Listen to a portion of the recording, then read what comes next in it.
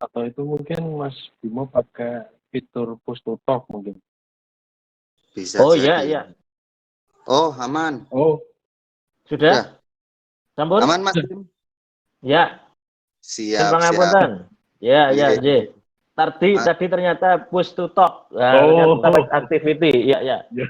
Tak utek-utek nyon ngapunten iki. Wah, pengalaman Nggak pertama apa-apa, yang menyenangkan iki. Nggih. Oh, Oke. Makasih ya, Mas Bim. Sebentar ya, Sami Mas Al. Bentar ya, Mas Imam. Ya, jadi selamat malam ya teman-teman. Terima kasih atas apresiasinya dengan sudah hadir di diskusi online ini di Discord Jawa Sastra, sebuah platform ekosistem budaya Jawa yang inspiratif dan progresif. Teman-teman juga bisa mengikuti Jawa Sastra Culture Movement di Instagram, Twitter, dan fanpage Facebook dengan nama yang sama, Jawa Sastra. Oke, sebelumnya saya mengaturkan selamat malam kepada Mas Bima dan Mas Imam yang akan menjadi narasumber dan moderator pada diskusi malam ini. Nah, pada diskusi kali ini, Jawa Sastra mengambil tema Wedaran Punokawan, sebuah usaha untuk membongkar alasan dibalik eksistensinya Punokawan di jagat pewayangan Jawa.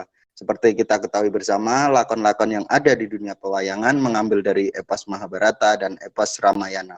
Kebanyakan, meskipun juga ada dari lakon-lakon lain gitu. Dan juga kita ketahui bersama bahwa epos-epos tersebut berasal dari India gitu. Seperti penggubah epos Mahabharata adalah Begawan Vyasa, sedangkan epos Ramayana digubah oleh Walmiki gitu. Dalam perkembangannya epos-epos tersebut berkembang bukan dalam ruang hampa. Dalam perjalanannya mengalami perkembangan, muncul penggubah-penggubah baru gitu, hingga akhirnya yang tiba di Indonesia itu seperti yang kita ketahui saat ini, yang diadopsi dalam lakon-lakon pewayangan. Nah, namun di sini ada yang unik, yaitu munculnya tokoh-tokoh Punokawan gitu. Seperti apa, mengapa dan bagaimana itu bisa terjadi, atau hal-hal apa yang mempengaruhi itu, tidak panjang lebar lagi, mari kita ikuti diskusi kali ini, dan saya persilahkan pada Mas Imam ya, Mas, untuk melanjutkan diskusi ini. Ya, sebelumnya makasih banget ya Mas Bim dan Mas Imam sudah mau. Sampai Mas Al, Pun monggo Mas Imam. Oh ya, terima kasih Mas Al. Selamat malam Mas Bim. Selamat malam. Ya Mas, ini Mas, jadi episode kali ini memang kita mengkhususkan untuk mengulik tentang Punokawan, bagaimana kemunculannya, kemudian peran mereka, lalu mungkin nanti bisa disambungkan ke eksistensinya di pedalangan, baik dari aspek ikonografi dan lain sebagainya berdasarkan gagrat, dan nanti mungkin juga bisa dikaitkan dengan hubungan Punokawan dan segala macam filosofi maupun representasi di masyarakat Jawa. Baik Mas, gini Mas, kalau misalkan mau membahas Punokawan sih, itu secara etimologi itu sebenarnya arti Punokawan itu seperti apa Mas? Karena memang sampai saat ini ada yang menyebutkan Puno, ada yang menyebutkan Punokawan, jadi memang secara mungkin kalau di morfologi bahasa Jawa ada perbedaan seperti itu Mas. Ya, oke, terima kasih Mas Imam dan teman-teman. Selamat malam semuanya. Assalamualaikum warahmatullahi wabarakatuh. Salam budaya. Kalau ini temanya menarik, saya tak jawab sak gadukku ki nek ora ngerti aku ya tak ora ngerti. Ini bangane ku tiyang sok ngerti. Jadi ya kan lebih apik wong ki kan apa anane. Bangane ku kondo ngerti, ora ngerti ning kok kondo ngerti ya. Wis cilaka menyesatkan istilahnya. Ya. Kalau yang saya pelajari, setahu saya kata Punokawan, tadi menunjuk Mas Imam mengatakan sakjane etimologinya apa. saya pakai bahasa Campuran saja ya supaya lebih enak. Kita sama-sama komunitas di Jawa juga belajar bahasa Jawa, belajar tentang istilah, simbol dan lain sebagainya. Oke. Menurut pengertian yang saya dapatkan sebenarnya kalau kata punokawan itu kok kurang pas. Tapi ketika kurang pas ya kemudian menjadi kaprah. Lalu lidah-lidah kita, rungon-rungon kita itu selalu menyebutkan kata punokawan. Padahal sebenarnya yang tepat itu adalah ponokawan. Mengapa? Pono itu tahu. Istilah dari bahasa Jawa, pono itu tahu, paham, mengetahui segala sesuatu, wawasannya luas. Kawan itu sudah menyebutkan arti dari teman, sahabat, rekan yang tahu. Nah, ini juga salah kaprah ketika sudah sejak dulu. Lalu sebenarnya ini peran dan fungsi kita, terutama yang teman-teman yang bergelut di bidang bahasa dan sastra Jawa sebenarnya juga punya andil besar untuk meluruskan ini, kesalah kaprahan ini. Ini katakan saja kalau ponokawan itu orang yang lebih tahu, orang yang serba tahu. Kita lihat saja contohnya misalnya kalau di dalam keraton ya. Kalau di dalam keraton itu jelas sekali. Ponokawan itu menjadi abdi dalam. Makanya kalau di dalam keraton pasti kita mengenal ada kata abdi dalam. Tapi di sana dituliskan abdi dalam punokawan, yang sebenarnya abdi dalam ponokawan. Tetapi lama-kelamaan orang tidak mempermasalahkan ngono kok dimasalahke, yang penting padha ngerti karepe.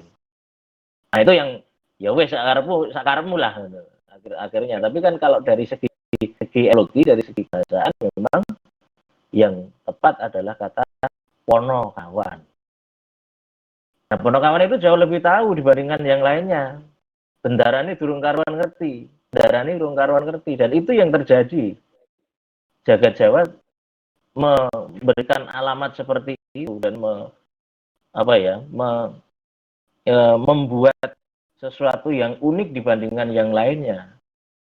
Kalau tadi dikatakan di awal ada pengantarnya bahwa cerita wayang itu berasal dari India, mengambil epos Mahabharata dan Ramayana itu meminjam cerita, tetapi bagaimana kepintaran orang Jawa itu kemudian memasukkan unsur-unsur kejawaan yang tidak mengganggu sebenarnya secara alur besarnya cerita. Nah, itu pintar Jawa nangkono.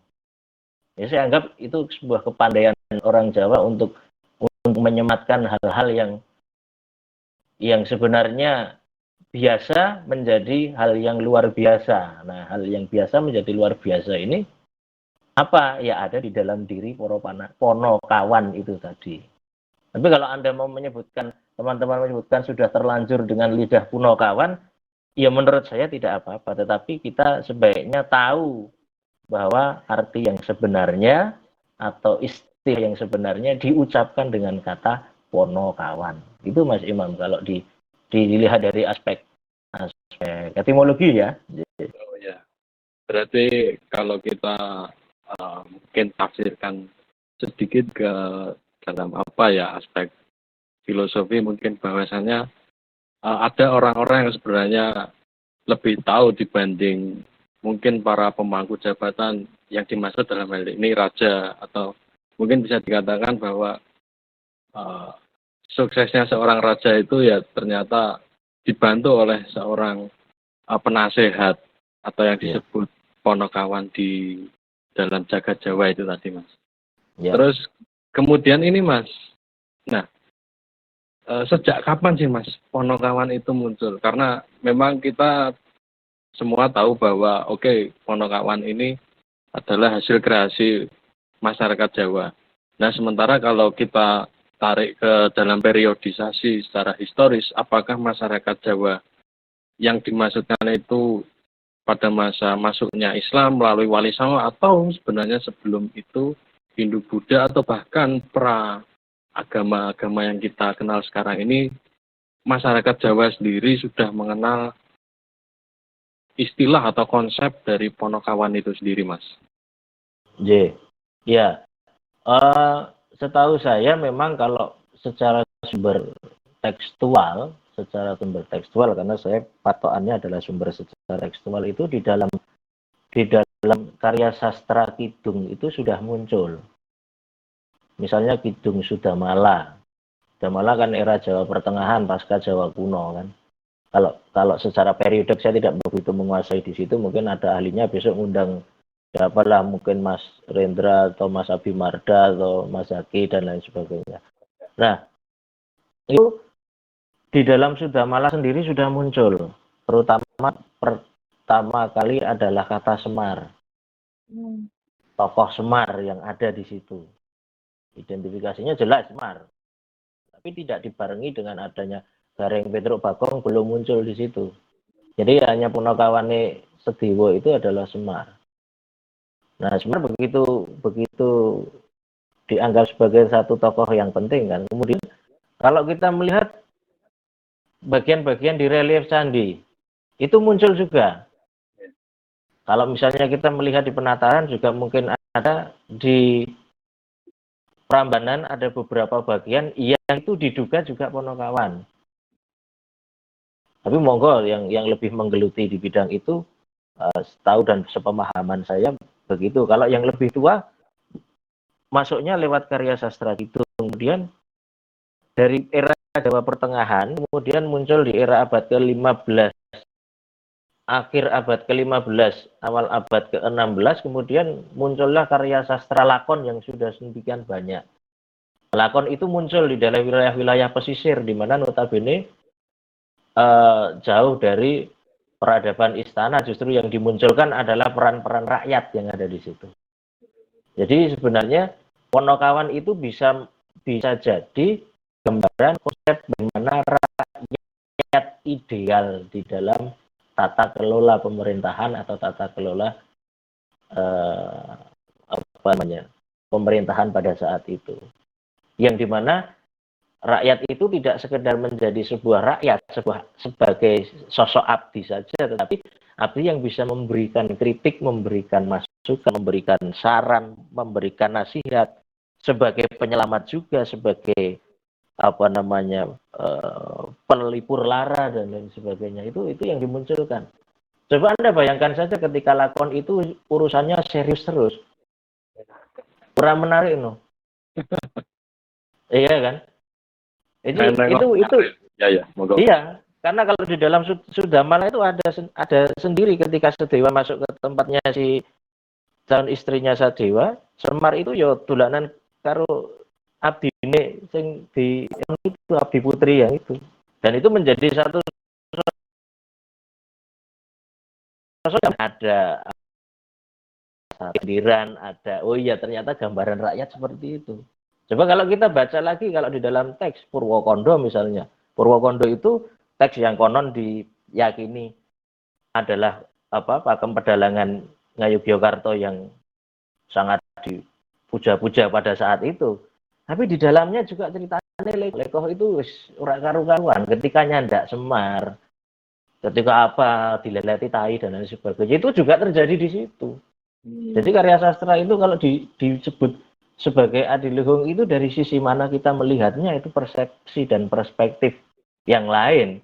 Tapi perspektif yang bisa Anda ambil di situ tokoh Ponokawan sedang melakukan tindakan apa, itu juga bagian yang menarik. Oh ternyata tidak serta-merta bahwa yang dikemukakan atau yang diceritakan adalah bagian-bagian yang lurus-lurus baik, yang sesuai dengan kodrat dharmanya. Tetapi rakyat juga punya dharma untuk menghibur dan memberikan satu hal yang baru atau memberikan sesuatu bagian yang tidak membuat jemu lah, kalau mungkin kita bisa mengatakan seperti itu. Nah, jadi ya kalau di dalam teks salah satunya adalah Sudamala yang saya ceritakan. Kemudian masuk ke dalam karya sastra lakon. Nah, lakon ini kemudian pecah menjadi karya sastra lakon pewayangan yang cukup banyak memunculkan tokoh Ponokawan. Ada juga kadang yang tidak memunculkan itu, tetapi ada genre lain yang di situ memunculkan tokoh-tokoh Ponokawan. Nah, kalau tadi dikatakan sesuai dengan poster yang buat oleh teman-teman. Di situ kan ada mungkin kalau bisa mengenali ya di belakang tampilan saya dengan Mas Imam itu kan ono Semar Gareng Petruk Bagong ya kan. Kalau itu mau dilihat kapan itu munculnya, ya munculnya sejak pewayangan Jawa itu ada. Tapi apakah ini sejak dulunya sudah ada dulu atau tidak? Nah, mari nanti kita melihat dulu konsep pewayangan itu untuk apa. Sebelum munculnya cerita Mahabharata dan Ramayana. Kan sebagai aspek pemujaan ritual, sebagai pemujaan terhadap roh nenek moyang, sebagai sarana-sarana untuk apa istilahnya mendekatkan kepada leluhur. Panjang geser tapi Kalau ini buat Ya, Mohon sebentar Mas, itu mohon di mute dulu. Tadi ada yang bersuara. Oh ya. Moga Mas, Ya. lanjut Mas. J. Kalau kita lihat juga sebenarnya apa yang terjadi di belakang itu gitu loh. Apa yang terjadi di belakang itu kan sebelum Ramayana dan Mahabharata masuk ke Jawa, tentunya sudah ada unsur-unsur yang lain yang dilakukan. Mengingat etimologi kata wayang sendiri konon, kalau menurut Anda yang sudah pernah belajar ilmu sosial pasti ingat wayang itu asli kebudayaan Jawa. Dari kata bayang. Nah, yang dipertontonkan bayang apa? Bayang leluhur, bayang nenek moyang. Dan nenek moyangnya seperti apa? Ya kan? Nenek moyangnya seperti apa? Apakah seperti tokoh Bima, seperti tokoh Arjuna? Kan tidak. Kan tokoh itu tokoh-tokoh pinjaman. Yang kemudian kalau di dalam pengetahuan Jawa, menjawakan pengetahuan abbiasa atau biasa. Yang kemudian rasanya juga Jawa. Itulah kenapa kalau Anda datang ke Dieng, sudah tidak ada rasa India. Kok di sana ada Candi Bima, Candi Arjuna, ada Candi Semar, ada pemujaan yang lain, kan sudah berbeda. Nah, disitulah unik dan hebatnya orang Jawa. Ini perlu kajian yang lebih dalam lagi. Dan tidak hanya di Jawa, kemudian di Bali pun juga mengenal itu. Semar berubah fungsi menjadi sangat dalam, ya. Jadi agak berbeda. Nanti ada Toalen itu muncul, ada kemudian ketika masuk ke Lombok ada juga berbeda. Berarti ada bagian-bagian yang lebih arkais dibandingkan cerita-cerita itu. Hanya untuk nggathuk ke rohnya nenek moyang dengan cerita epos kepahlawanan itu kan harus match. Mengapa dia ditempatkan sebagai pamomong? Mengapa ditempatkan Ponokawan itu sebagai pelindung para raja, sebagai abdi yang tidak sembarangan abdi, tidak hanya sekedar buruh, tidak hanya sekedar yang diperintah, tetapi orang tidak boleh. Berarti kan ada konsep yang dibangun sebelumnya. Itu Mas Imam, kalau Ya. kurang lebih gitu, nanti kita sambung lagi. Ya. Menarik Mas, cukup panjang tadi penjelasan dari Mas Bimo bahwasanya kehadiran Ponokawan itu bukan dianggap sebagai penghibur semata, tapi ada satu bagaimana masyarakat Jawa mentransformasikan nilai-nilai kerakyatan yang dianggap suci, bahwasanya rakyat itu bukan hanya sebagai buruh, tapi dia itu memang apa ya, ya satu katakanlah satu komunitas yang memang memiliki suara gitu. Dan apabila memang dari rakyat itu sendiri misalkan tidak setuju atau ada kritik terhadap penguasa tertinggi gitu, ya bisa dimunculkan mungkin lewat, bukan mungkin ya, memang tujuannya seperti itu dari kehadiran Ponokawan itu sendiri Mas. Yeah. Kemudian ini Mas, kalau dari cerita pewayangan sendiri Mas, kita agak bergeser ke pewayangan atau jagat perdalangan itu. Yeah. Apakah Ponokawan ini memiliki apa ya Mas, satu atau beberapa lakon khusus? Karena kalau kita ngomongin di pedalangan, saya mau mulainya dari kita pakai jagat ini Mas, jagat pakem dan carangan gitu Mas. Nah, bagaimana Iya. Ponokawan itu hadir di dua jenis lakon itu tadi Mas, lakon pakem atau yang kita kenal sebagai lakon pokok dari cerita Ya. Mahabharata Ramayana ataupun carangan atau lakon dari apa ya ada sub jalur lakon tapi yang tidak terlalu jauh dari dua epos itu tadi Mas. Ya. Ini menarik sekali. Nah, kalau di pewayangan Jawa itu ada lakon yang disebut sebagai lakon carangan, tetapi bisa disebut juga sebagai lakon transisi. Kalau di dunia pedalangan itu orang menganggap bahwa Ramayana dan Mahabharata itu satu jalur, tidak terputus. Ya, Tahan, Mas. bisa dikatakan.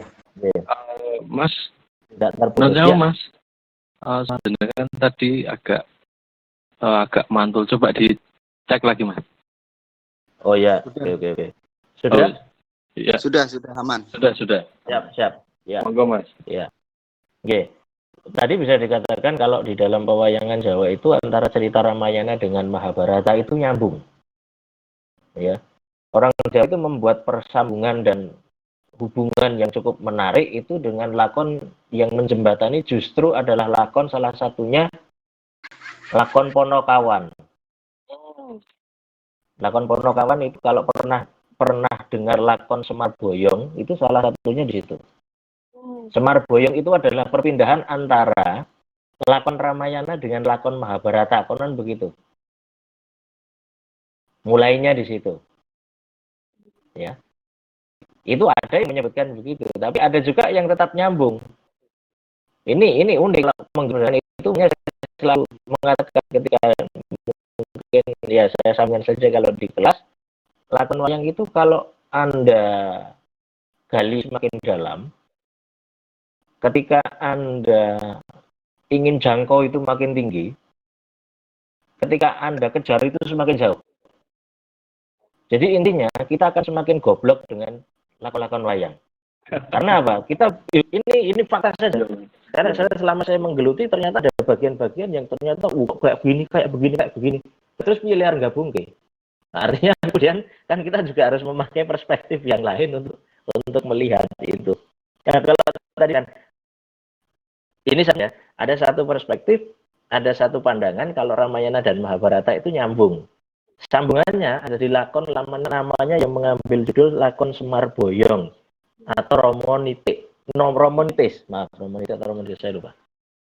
Ya, di mana itu perebutan antara tokoh Semar itu mau disuruh ngabdi ke Rama atau suruh ke Pandowo karena waktunya sudah habis.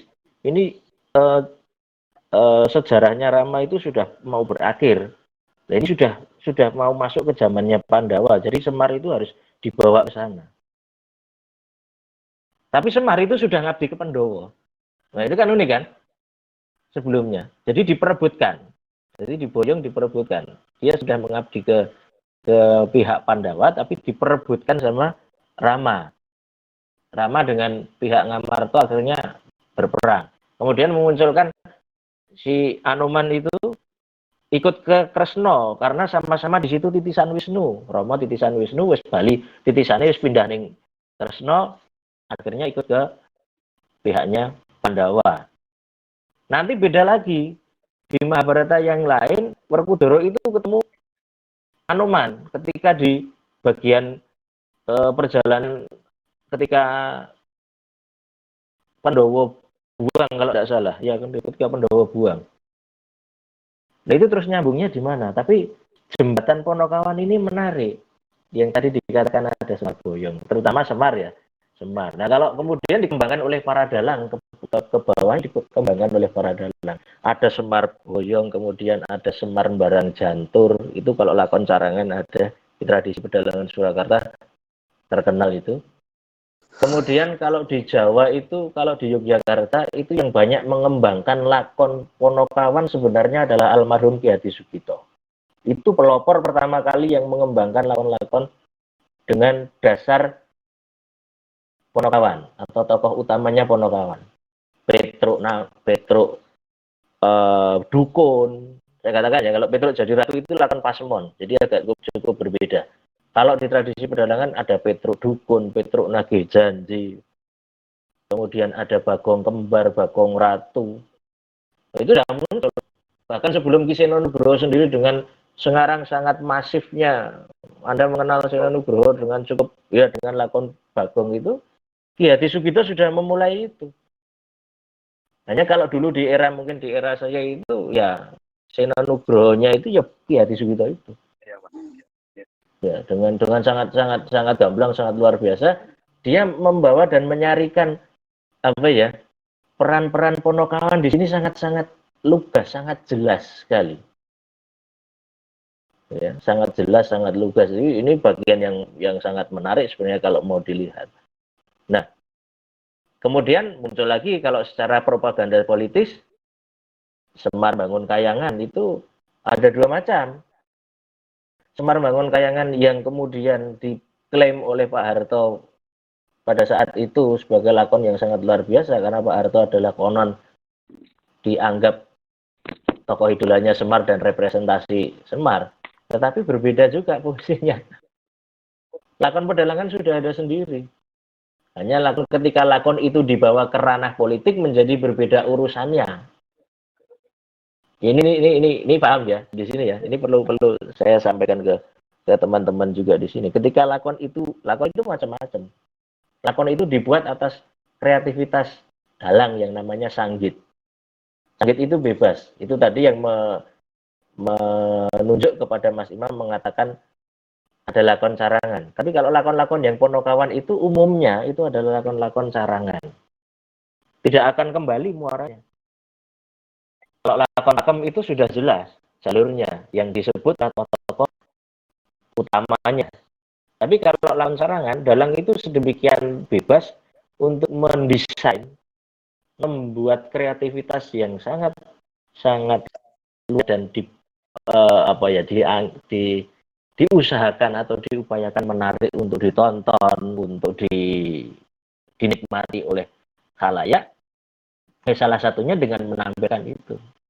Kalau dalang yang tidak kuat dengan cerita-cerita wejangan, dia pasti akan mengambil jalur kepada bagian-bagian yang dia kuasai, misalnya humor. Humor dikuasai ya sudah, dalang itu akan konsisten di situ. Wejangannya sedikit, humornya banyak. Itu yang terjadi kan sekarang. Humornya banyak sekali, esensi di dalamnya sedikit. Yang penting penonton senang. Tujuannya itu. Membumikannya di situ. Nah, itu bisa dicapai dengan jalan itu. Kalau pakai tokoh Janoko kan ora mungkin kok Janoko orang Banyol. Kan enggak. Nah, kecuali Janoko digawe cara Bagong Mas Noe mungkin ya iso ae. Nah, karena memang terjadi itu dan sekarang Bagong dengan aneka macam rupa.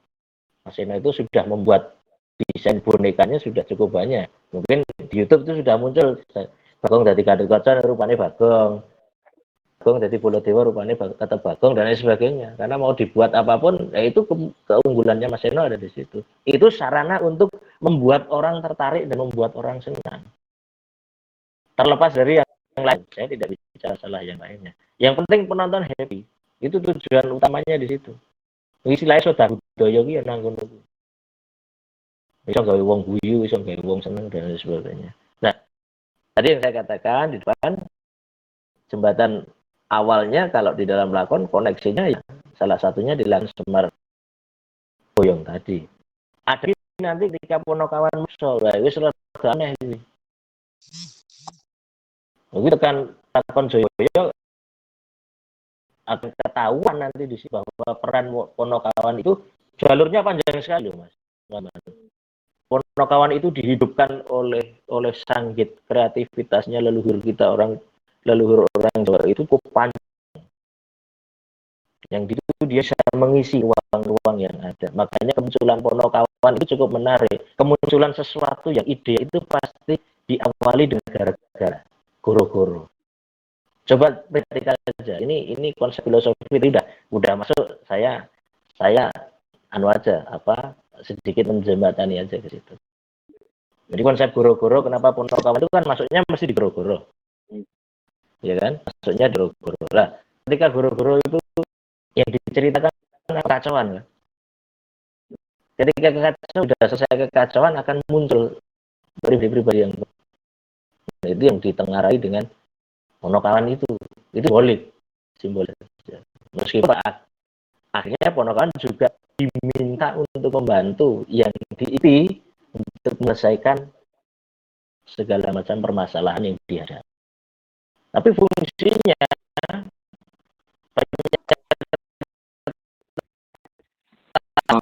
mohon maaf Mas, agak mantul tadi suaranya. Oke, ya. Oh ya sudah. Ya. Oke. Monggo Mas Itu lanjut. tadi Mas Iman. Iya. Mungkin sementara itu ada mungkin yang perlu disambung. Ini Mas, jadi kalau kita ngomongin kawan itu kan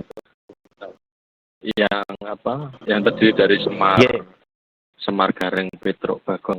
Ini khususnya di Jawa ya Mas.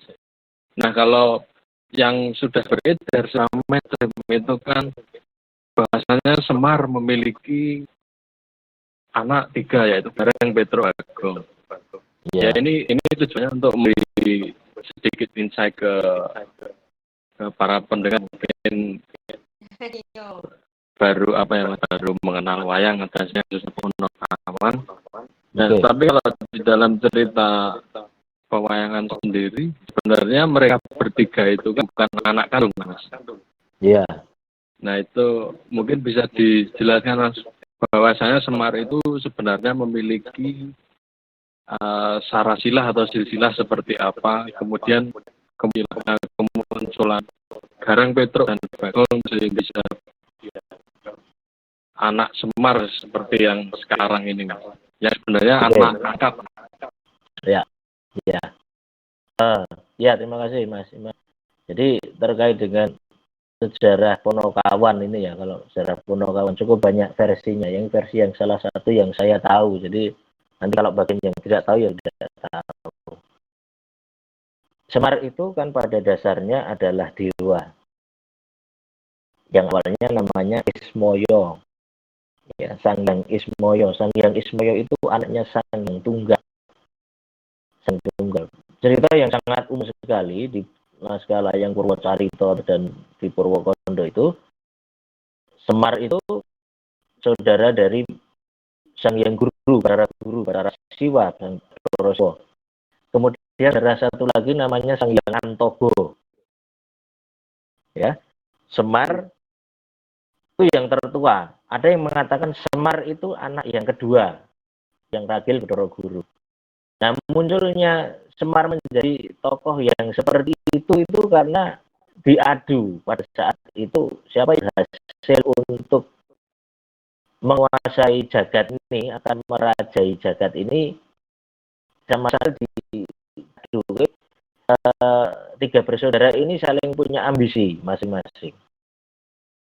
Nah, Semar itu dengan Bathara Antogo yang pertama itu adu kesaktian terlebih dulu, yang kalau di dalam cerita ada yang nguntal gunung ya, makan gunung bisa nggak masuk, Semar bisa masuk.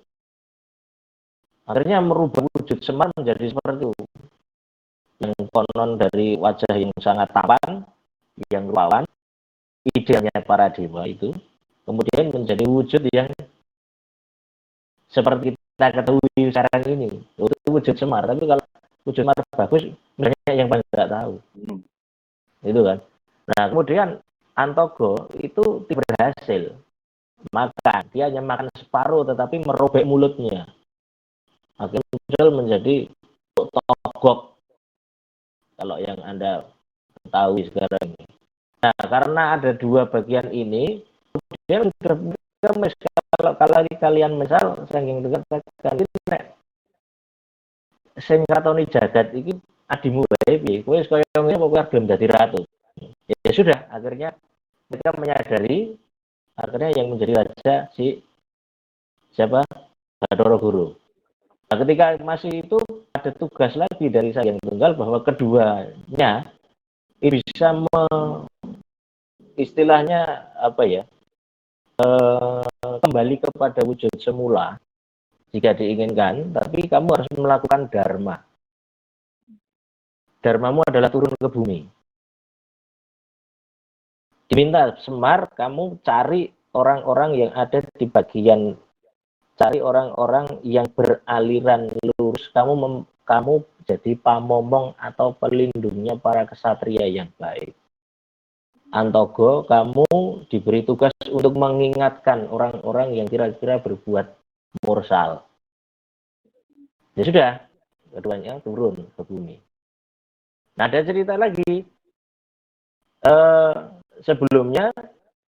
Sebelum mereka diturunkan itu ada raja jin itu yang punya anak dua, Mercukali dan Mercukilan. Mercukilan itu yang kemudian menjadi Gareng dan Petuk. Mercukali itu menjadi Petuk, Mercukilan menjadi Gareng. Di dalam statusnya yang berubah menjadi jelek duluan adalah Mercukilan. Mercukali yang kedua. Itulah kenapa kemudian yang mengalahkan adalah Semar. Yang mengalahkan adalah Semar. Ketika ada Kraman di Kayangan, dua orang Mercukilan ini pengen ngeraman Kayangan. Ada yang mengatakan versi yang lain, Mercukali dan Mercukilan ini orang nakal. Ke Semar turun, Semar dibegal. Ya, Semar dibegal dua-duanya. Ini unik ceritanya ini. Kalau di dalam pedalangan macam-macam ceritanya. Semar dibegal, akhirnya kalah kan. Ketika kalah, mereka takluk, wah kok rupaku udah elek, biar rupanya udah bagus-bagus, udah elek. Ketika mereka berubah, mereka juga menyatakan akan bersedia untuk mengikuti Semar. Ya wis aku jadi anakku. Aku punya tujuan mencari darah kesatria yang baik untuk saya mong. Nek kowe gelem melu aku. Ketika mereka berdua, wah kulino loro kok kroso sepi, akhirnya Semar bertapa lagi punya bayangan. Bayangannya Semar itu dipuja dari anak namanya Bagong. Ini di versi Jawa ya, di versi Jawa, khususnya Jawa Tengah. Di versi Jawa Timur unik lagi. Bagong ini punya anak kecil lagi namanya Besut. Besut itu dari tainya Bagong. Berarti kan unik kan? Iya, Nah, ini jadi menarik. Asal-usul Ponokawan ini sebenarnya kalau di dalam kasanah itu sangat menarik. Nah, akhirnya mereka bertiga itu mencari apa ya, kalau dalam istilah Jawa, mencari pasuitan. Pasuitan itu mencari tempat untuk bernaung. Akhirnya ketemu, bagian pertama kali sudah diberi isyarat sama sang yang wenang, itu mbahnya Semar itu, mencari yang namanya turun bermani. Turun bermani itu turun yang akan menurunkan satria-satria yang punya budi pekerti baik. Akhirnya disuruh ngomongnya itu ke turun bermani. Dari Bermani, Manumoyoso, Sakutrem, Sakri, Polosoro, Abioso, itu banyak itu. Wah ini kok ceritanya lakonnya banyak sekali. Nah, banyak karena memang harus bacanya ya seperti itu. Bacanya agak susah. Ya, itu Ponokawan. Nah, sedangkan Antogo itu keluar ngomong itu ketemu sama salah satu jin yang namanya Soroito. Soroito itu bilung. Ya, akhirnya menjadi bilung. Ini menjadi partner dua-duanya ini. Dia mengabdi kemapun. Nah, tapi ya silakan itu karena memang sing bimong togok dan bilung itu pasti tetap akan bandel ketika meskipun diberitahu seperti apa. Nah, sebenarnya ini kan simbolik toh. Ada pamomong yang sifatnya baik, ada yang tidak baik. Kan jagat itu hitam dan putih. Kedua-duanya itu pasti berperan penting di situ. Nah, ini yang kenapa kalau secara sejarah memang yang paling populer ya yang saya ceritakan itu adalah sejarah Ponokawan yang paling populer. Paling populer itu yang umum didengar. Terlepas dari beberapa varian, ini kalau di sini ada teman yang sudah tahu tentang cerita wayang, pasti akan, enggak seperti itu. Nah, itu varian, jangan diayali sekali lagi. itu varian. Varian itu nggak boleh ngeyel karena cerita ini nggak boleh diayeli. Bukannya berarti tidak punya jawaban, enggak loh, karena memang asal cerita itu kalau beda mau ngeyelin ya kan nggak ketemu nanti. Nah, kan nggak ketemu. Jadi cukup unik. Iya. Jadi cukup unik. Jadi varian dan variasi cerita ini memang berperan besar untuk apa munculnya tokoh-tokoh ini. Yeah. Saya teringat tadi Mas kata jenengan, pokoknya semakin dicari, semakin didalami, semakin jauh. Tapi terkadang di situ letak keseruannya gitu loh Mas, bahwasanya betul iya. Kita bisa meninggalkan apa yang kita yakini gitu, terus kita lebih netral bahwa kita mendapat khasanah baru tentang dunia wayang, khususnya juga Ponokawan itu tadi Mas. Iya. Ya, memang faktanya begitu Mas Imam. Jadi kita semakin belajar itu semakin tidak tahu malah. Yeah. Justru kalau semakin Anda banyak belajar, semakin Anda banyak baca, semakin tidak tahu. Yakin itu. Semakin Anda akan merasa, wow, goblok banget. Ya memang goblok. Makanya mau goblok ini selamat ora apa-apa. Enek wong pinter ki Mas kok malah ngepor dan barang angel kok malah di sinau. Barang angel sinau ya wong pending wong goblok kok. Ora tinggal. Dan ini Mas tadi apa? Kalau tentang apa Ponokawan yang diceritakan dari sejarahnya, apa kemunculannya, kemudian silsilahnya itu juga secara simbolik di apa ya Mas diterapkan di dalam bentuk-bentuk ikonografi ya Mas ya dalam wayang bagaimana Semar apa mempunyai perut yang gendut kemudian tokoh yang besar. Ya. Nah mungkin ini saya ingin apa ya Mas ingin penasaran sedikit bahwasanya secara ikonografi sendiri bentuk-bentuk Ponokawan yang sekarang kita ketahui itu kalau di dalam jagat pewayangan itu gimana Mas? Misalkan apakah memiliki karakteristik masing-masing? Misalkan di Gagrag Yogyakarta seperti ini atau Solo seperti ini atau bahkan di Jawa Timuran dan sebagainya Mas. Iya, oke. Bentuk-bentuk Ponokawan itu kalau secara visual, secara wujud tadi dikatakan mungkin bagi teman-teman yang tidak tahu istilah ikonografis itu ikonografi sebenarnya kan dipakai untuk melihat ciri yang pada candi ya pada awalnya, tetapi ikonografi bisa dipakai untuk mengukur atau melihat hal yang lain. Boneka wayang itu bisa masuk namanya ikonografi wayang. Nah, ketika kita belajar ikonografi,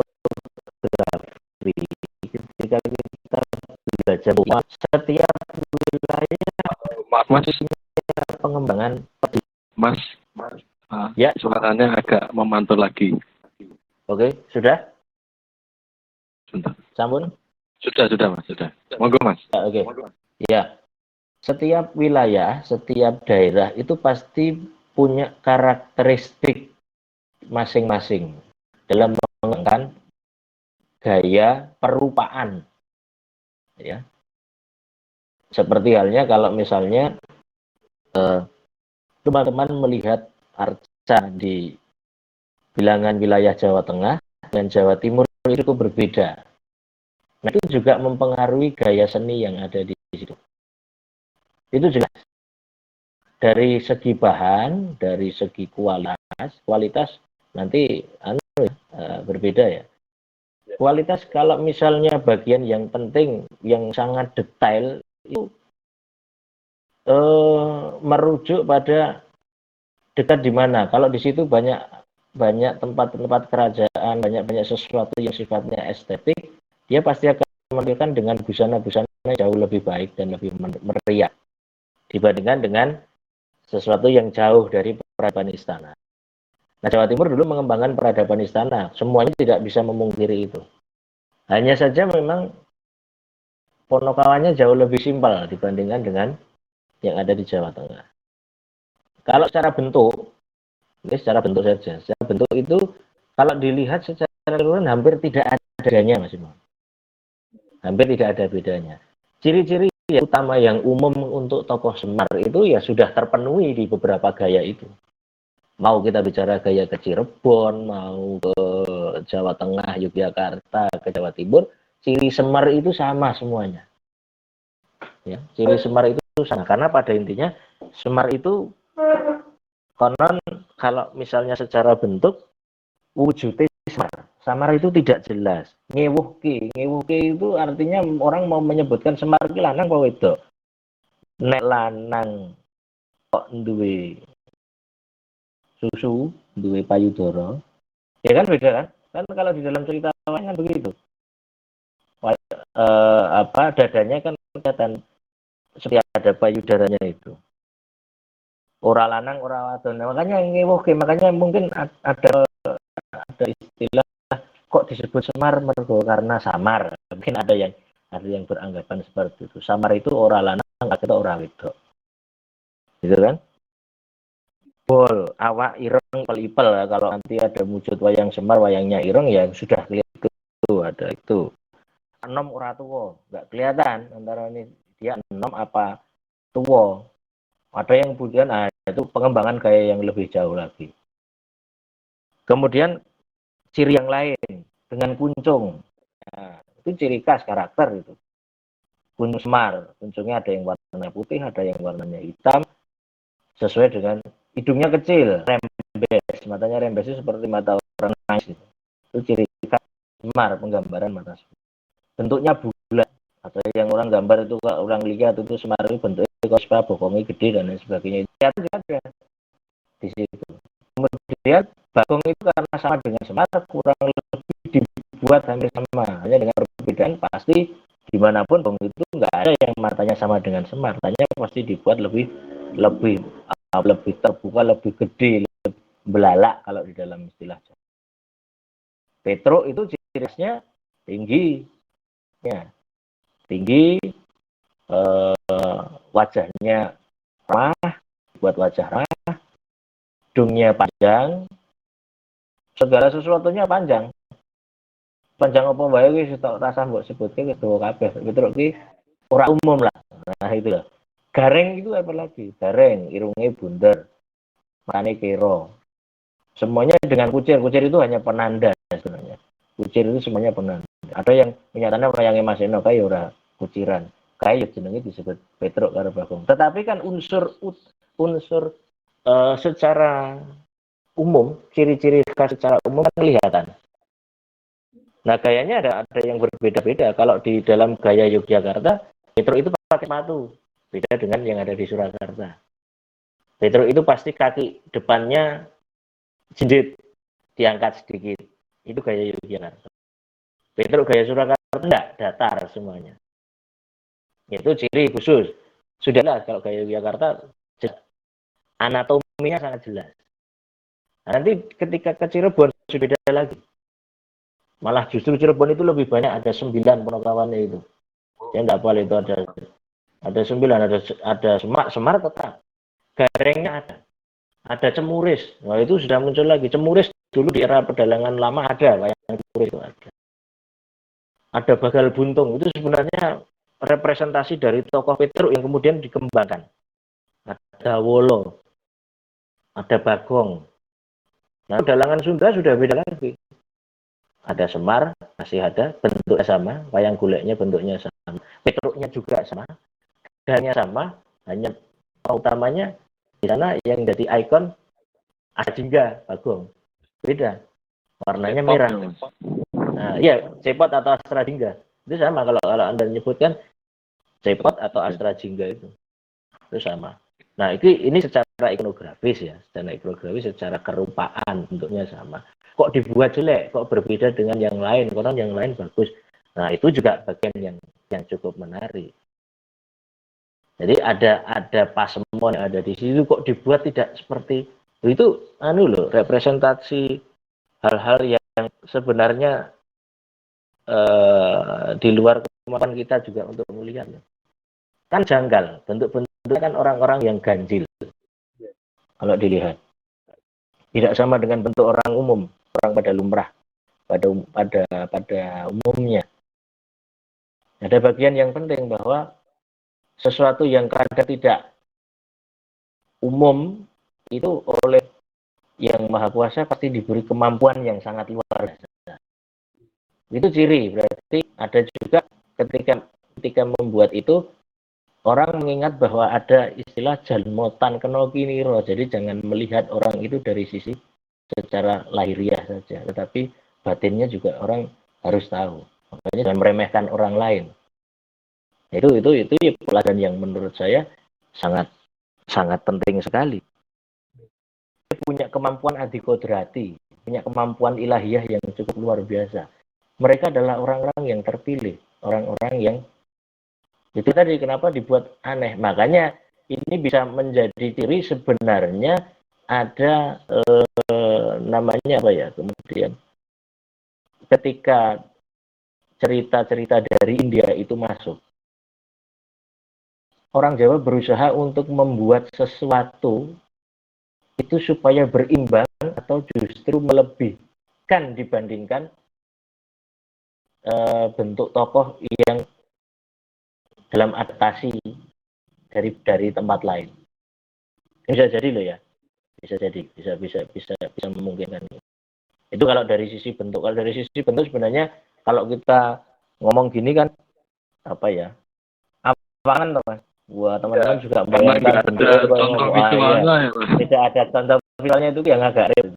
Kalau misalnya tidak dalam rangka COVID itu kan mungkin kita bisa ngobrol santai, udah duduk, sekarang ngopi dan harus sebagainya. Bisa sambil lihat, oh ya bentuknya kok ini ya. Itu yang menarik.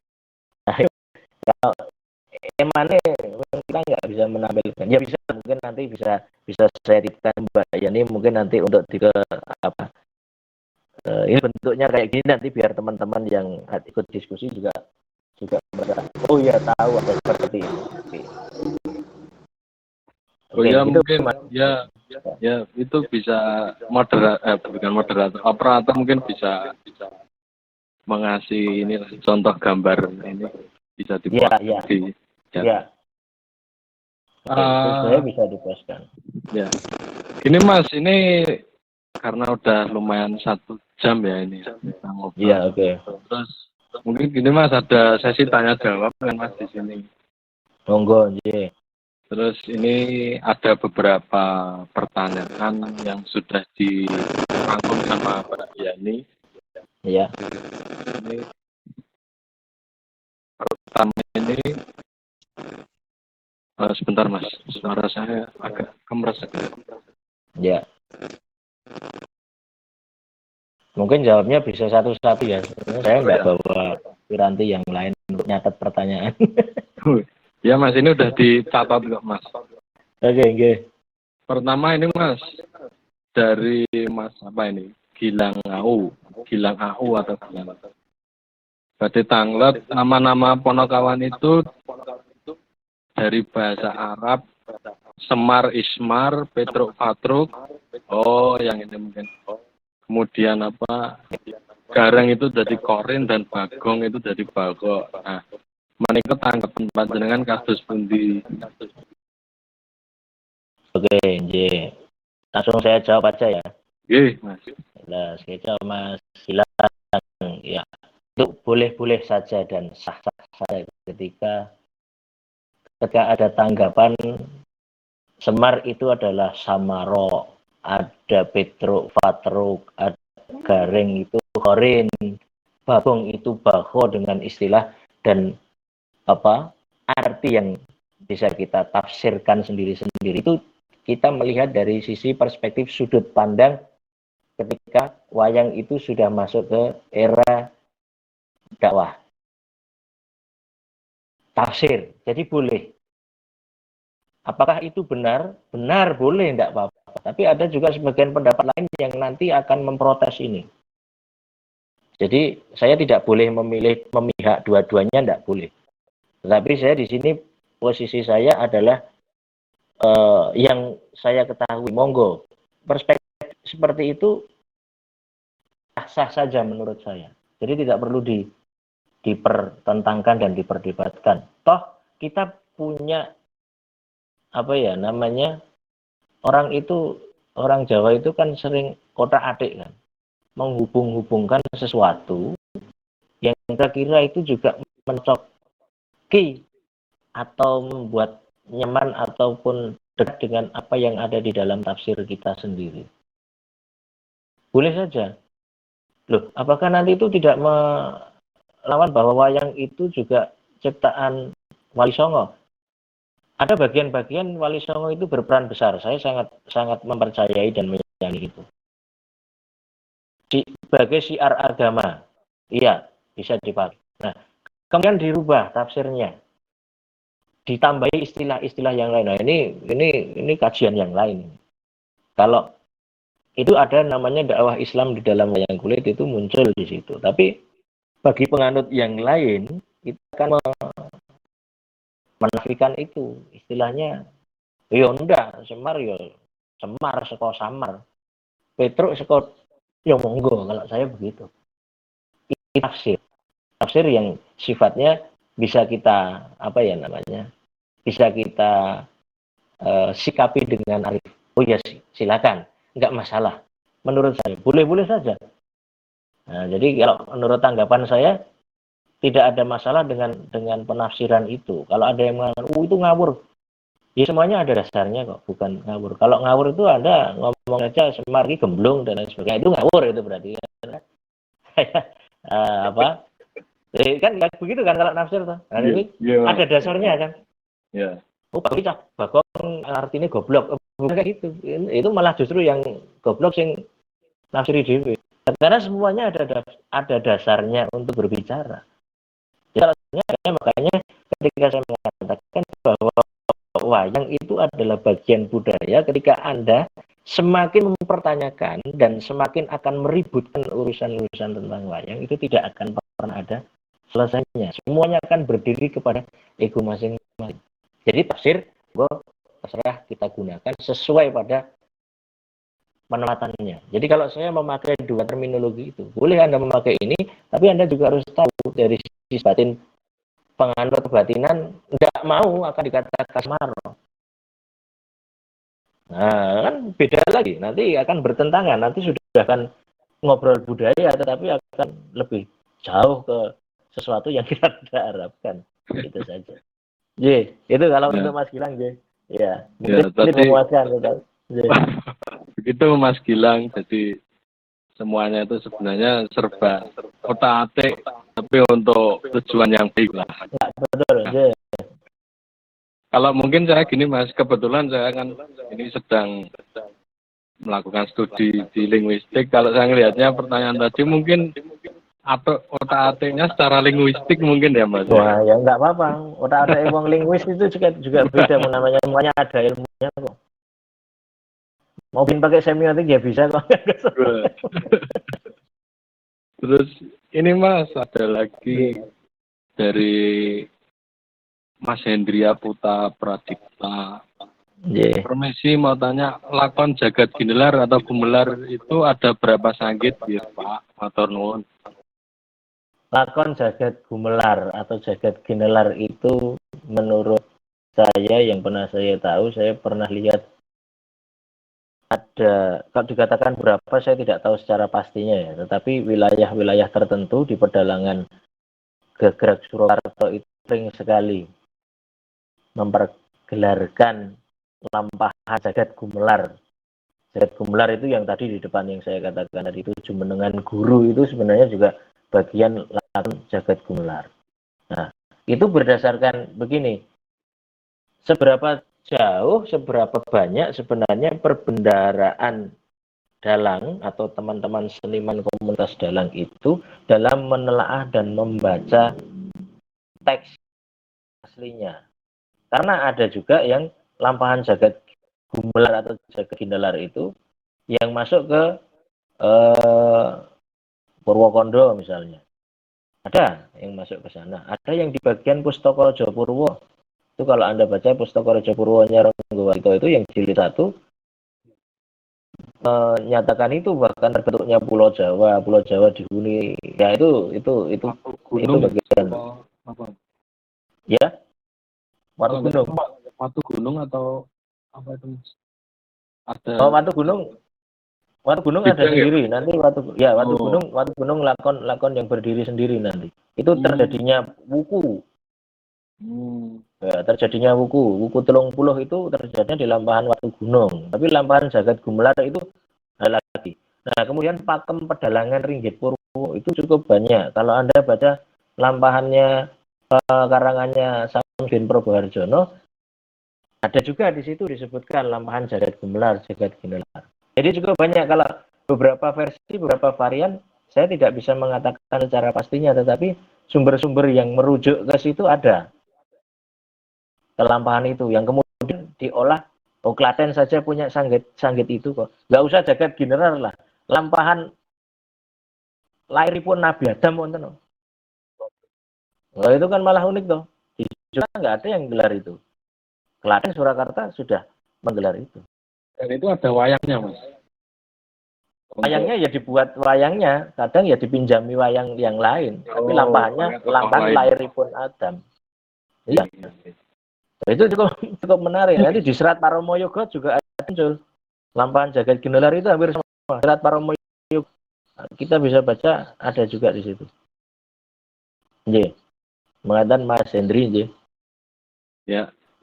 Itu Mas Hendri, semoga bisa cukup menambah wawasan. J. Kemudian ini Mas, masih lanjut ya Mas pertanyaannya ini. Oke. Sampun buku atau Mas? Nek buka wedang wis. Di sambil buka bersama. nyamik gitu, napa lho Mas. Wah, tenang wae kok men. Terus ini dari ini Mbak atau Mas Arvin, jika dilihat dari masing-masing sifat Ponokawan, yang dimaksud mungkin Semar, Gareng, Petruk, Bagong, apakah dapat kita analogikan sebagai refleksi sifat-sifat yang ada dalam manusia? Iya, segala sesuatunya bisa, semuanya memang merujuk pada sifat-sifat manusiawi. Ya, sifat-sifat manusiawi. Jadi sebenarnya tidak hanya sekedar Ponokawan, tetapi wayang secara keseluruhan itu adalah representasi dari sifat kemanusiaan dan sifat-sifat lahiriah. Itu yang sangat perlu kita garis bawahi di sini. Jadi sebenarnya wayang yang dipertontonkan dan dipergelarkan itu tidak hanya merujuk tokoh Ponokawan, adalah representasi dari sifat atau karakteristik masing-masing manusia. Nah, itu kan cukup menarik kan sebenarnya. Ya, belajar wayang itu juga belajar manusia. Belajar tentang kehidupan manusia, belajar tentang watak manusia.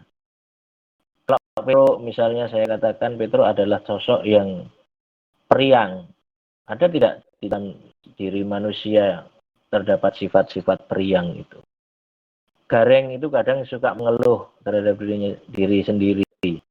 Tetapi dia orang yang jujur. Ada tidak orang yang seperti itu? Bagong itu adalah orang yang sangat terbuka. Belak-belakan. Polos. Ada tidak orang-orang kita seperti itu? Semar itu adalah sosok orang tua yang selalu memberikan nasihat. Tapi dia punya sifat kekanak-kanaan di dalam dirinya. Ada tidak kita punya watak yang seperti itu? Kadang kita bisa nasihati orang lain, tapi kita juga sering merengek pada satu hal. Kita sering greget. Kita itu sering greget. Ada tidak mungkin di dalam diri manusia? Jadi sebenarnya semuanya terangkum. Jadi tidak hanya sisi Ponokawan, tetapi kalau kita belajar wayang itu sama saja kita belajar karakteristik manusia. Jadi ini menarik ini.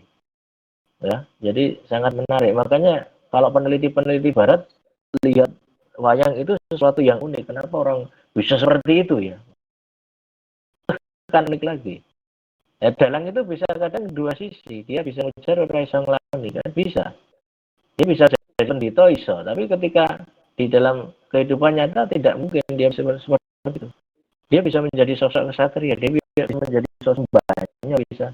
Jadi multi talent, jadi memang fungsi yang sendiri yang menggerakkan karakteristik itu. Kan segala sifatnya kan punya sifat-sifat kan. Oh, sifatnya menungso ki sifatnya padha sifatnya pangeran kok. Kan gitu kan. Ya kan menuruni sifat-sifat kepangeran makanya sifat pangeran. Jadi ada sifat ilahiyah yang diturunkan kepada kita. Nah, itu artinya menarik sekali. Ada yang orang yang penuh tafakur bisa bertapa, bisa begini, orang yang kuat menerima cobaan, ada penghasut, ada sesuatu yang licik, jahat dan lain sebagainya, itu bagian-bagian yang sebenarnya diturunkan dari sifat-sifat itu. Oke, begitu. Begitu Mas atau Mbak Hafin tadi tentang refleksi diri apabila kita melihat karakteristik ponokawan dalam setiap manusia. Ya. Terus ada lagi ini Mas dari Muhammad Burhanuddin. Sugeng dalu Mas Bimo mau tanya mengapa nama Bagong di Gagrag Banyumas kok namanya Bawor ya Mas? Oke, ya. Kalau ini kan makanya saya mengatakan kalau tidak tahu saya mengatakan tidak tahu. Saya tidak tahu, tetapi kalau yang saya tahu memang istilah Bagong di Pedalangan Banyumasan itu menjadi Bawor. Nah itu aja. Apa kok jenenge Bawor? Yo Bawor alias Bagong. Itu namanya kalau saya jawab secara ilmiah Dosono. Doso namane Bagong. Doso namane Bagong itu Bagong Cepot Astro Jinggo Bawor. Nah, itu. Kalau Cepot saya nggak tahu, mungkin yang dari Sunda kenapa dia jadi Cepot. Mungkin karena dia bagus mau kan gitu. Semegang Cepot gitu. Cepot memang. Nah, tapi kenapa Astra Jingga? Nah, itu mungkin karena ada sesuatu yang mungkin warnanya kemerah-merahan sehingga itu mungkin wajahnya merah ada. Beda kan di situ ada. Semar itu banyak. Semar, Janggan, Semoro, Sonto, Ismoyo. Sebenarnya kalau mau diartikan ada. Saya kan nanti menguasai pedalangan Banyumasan. Belum baca secara jelas kata Bawor. Bawor adalah orang yang suka berbaur atau war. Nah, itu beda. War itu dia Bagong itu punya sifat blater dari gampang rawu adanya, orang yang mudah bergaul dengan siapapun itu tanpa skat dia ngawur itu kan, karena memang ya begitu. Dan itu kalau di Jogja jadi ikonnya Mesino itu. Nah, itu jadi Bagong sing koyo ngono kae. Nah, itu karena sifat yang ya kita bisa melihat karena Bagong itu sudah dari perjutannya kalau nggak lucu ya waduh. Oh Bagong ini lucu. Tapi kalau dia tidak lucu bener. Ya, almarhum kita itu nggak bisa, Bagong metu ping 10 ora iso Bagong lucu.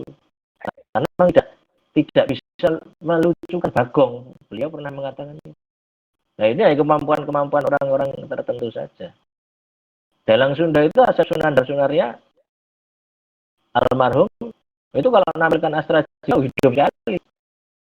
Nampilkan si Cepot itu hidup sekali. Ya memang rohnya orang Sunda kepolosan. Ya kan? Mungkin sama sesuatu sifatnya dengan orang banyak. Mungkin itu ya. Atau saya otak aja dari mulai sebelum tak otak terima apakah kata awor, karena kata awor itu di dalam istilah muncul diri ada. Gareng itu juga banyak. Gareng namanya juga Joiron Jambon, Cakruk Truno, Joiron Jambon itu si Gareng. Petro itu ada Dawolo, Udawolo, nah itu kan sama. Udawala di Sunda menjadi Udawala.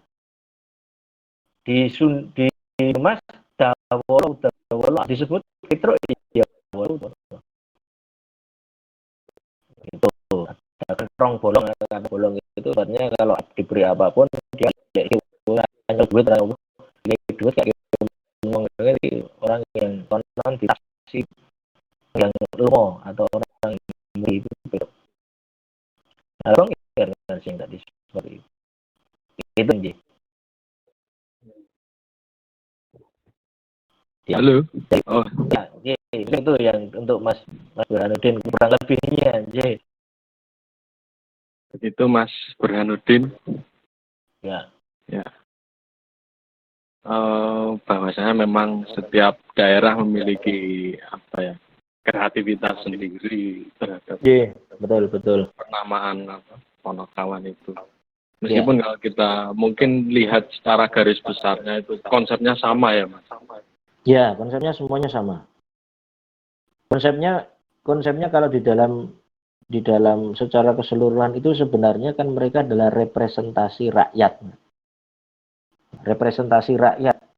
Jadi ada yang disebut sebagai representasi rakyat yang ideal, itu ya terwujud terangkum di dalam sifat-sifat para Ponokawan itu. Itu sifat ideal. Margareng Truk Bagong itu 4 serangkai. Itu kalau dulu banyak yang ya itu urusan ya, macam-macam. Ada yang cuma Semar Gareng Petruk, ada yang cuma Semar Bagong Besut Jawa Timur muncul. Truknya tidak muncul, garengnya tidak muncul. Cirebon ada 9 itu. Wah, jujur uyek-uyekan aku karakternya piye lah, ora mudeng aku. Jadi menarik, nonton aja lah di YouTube itu kalau pedalangan Cirebon itu menarik sekali. Di Sunda ya sama 3. Semar Gareng Petruk Bagong 4 serangkai itu pada intinya adalah gambaran representasi rakyat yang ideal. Nah, rakyat yang ideal itu ternyata mereka menjalankan dharma itu kebaikan, kerakyatan yang baik, dharma yang baik. Ya bisa macam-macam. Kan kalau rakyat bisa sebagai penasihat, pemberi semangat, bisa sebagai penyelamat yang mau diselamatkan, penjaga, teman, ya, penyembuh atau penghibur hati. Nah, kemudian memiliki sifat-sifat keutamaan. Keutamaannya apa? Sebagai pamong atau sebagai orang yang melindungi, sebagai penunjuk dari tuannya. Bersifat apa? Kalau di Jawa sepi ing pamrih rame ing gawe. Itu muncul itu, berbudi pekerti luhur, membela kebenaran, mau berkorban dan sebagainya. Itu yang terwadai di dalam tokoh-tokoh Ponokawan itu. Begitu Mas Imam. Lalu ini ada pertanyaan lagi dari Mas Andika Pratama. Apakah di setiap jenis wayang di Nusantara itu mungkin yang termasuk berkembang di luar Jawa terdapat versi Ponokawannya sendiri atau mungkin spesifik hanya di tanah Jawa? Ya, karena kebudayaan wayang itu masuk ke kebudayaan Nusantara, kebudayaan yang sifatnya umum atau sifatnya lebih luas jangkauannya. Selain di Jawa, yang terkenal dengan Semar Gareng Petruk Bagong, dengan yang saya sebutkan tadi, Jawa Tengah, Yogyakarta punya yang sama. Bali tadi saya sudah sebutkan di depan ada juga. Ada siapa? Dalem, Sengut, ada Toalen itu Semar, ada Meredah itu sama. Kemudian di tempat lain kalau kita melihat itu pasti ada sosok-sosok yang dibuat serupa Ponokawan, ya, di tempat yang lain. Di Banjar, pedalangan Banjar itu sama Semar Gareng Petruk ada, karena dia masih ngiluk ke Jawa beberapa tokoh-tokoh. Wayang kulit Betawi masih sama, wayang kulit Sunda masih sama. Di lingkup Jawa hampir semuanya sama, karena pasti ada hubungan benang merah yang bisa menarik. Kalau ini ada kajian tentang Ponokawan itu, wow, bisa jadi nggak usah Anda mungkin Mas Imam serampung di desa sini tentang Ponokawan ini barangkali serang. Bisa menarik benang merah ke sana secara linguis kok Luar kok Bali kok kayak gini. Nanti di Lombok itu ada lagi Ponokawan yang berbeda yang muncul. Nah kan yang di pewayangan itu bisa disebut wilayah Nusantara, di wilayah Sumatera itu wayang Palembang ada muncul ya. Jawa hampir semuanya ada. Banjar ada Kalimantan. Bali ya jelas Bali mengadopsi kebudayaan, salah satunya mengadopsi kebudayaan Jawa, mirip. Hanya penamaan tokoh wayangnya, tokoh Ponokawannya yang tadi saya sebutkan. Ada Meretah, ada Sengut, Dalem, ada Tualen dan sebagainya itu masih itu. Kemudian justru kalau di wayang Bali ini menarik, dua ponokawan di Bali itu malah sebagai penerjemah bahasa yang dipakai dalam pertunjukan wayangnya. Jadi kalau Anda mudeng wayang Bali dengan bahasa Bali, yang menerjemahkan itu para ponokawan itu. Jadi mereka selalu mengikuti ini, Jurat maunya kayak gini, ya, bahasa Indonesia. Jadi ini memang didesain dibuat seperti itu. Jadi untuk jauh lebih menarik. Dan di Lombok pedalangan wayang Sasak sendiri ada bagian yang cukup bisa kita kaji situ. Jadi ada ya masih namanya. Bahkan nggak cuma hanya di situ, mungkin kalau sampai di Malaysia itu kalau wayang ada di wilayah Kelantan itu wayang Kelantan juga ada tokoh-tokoh wayang. Ya Kelantan sama, asalnya ada yang juga dari Jawa juga ada. Ya, itu kurang lebihnya. Itu Mas Andika Yeah. tentang khasanah kekayaan konsep Ponokawan di Nusantara. Ya. Kemudian ini Mas, sedikit lagi dong Mas ini pertanyaannya. Monggo. Nggih. Ini dari Ali. Ya. Wah, ini mungkin terkait ini Mas, yang juga lagi ramai dibicarakan. Ya. Gimana tentang beberapa netizen menganggap bahwa kejadian alam ini termasuk mungkin adanya wabah ini itu terkait dengan Sabda Palon. Nah ini pertanyaannya, menapa Sabda Palon kalian Semar menika tunggal wujud? Ya, ini pertanyaan kebatinan gitu. Karena kalau sudah nyebut Sabda Palon, ya, saya kebatinan jawabannya di batin. Ya, kira terangkel jawabannya ya. Jadi begini ya, secara saya tidak tahu pasti karena tidak bisa memberikan jawaban yang mungkin ngenai itu apa ya, membuat apa Mas Imam bisa